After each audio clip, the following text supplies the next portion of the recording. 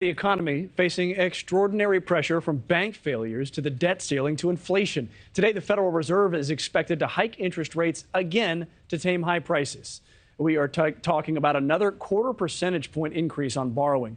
Good news, the Fed has signaled this could be the last one for now. Inflation is falling amid the economy, and the economy is slowing, as evident by another decline in the U.S. GDP last quarter.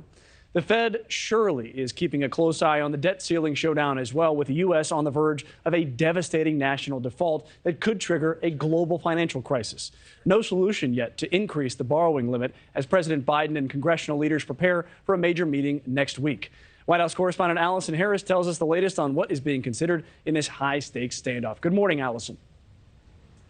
Good morning. It sure is high stakes. The standoff is still very much at a stalemate, and there's no clear path forward. The White House press secretary not ruling out the possibility of a short-term extension to avoid default so that conversations on the budget and the debt limit can continue.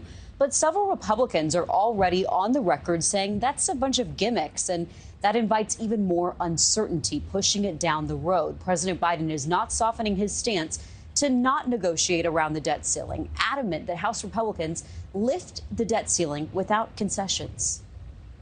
The president's going to make it clear to them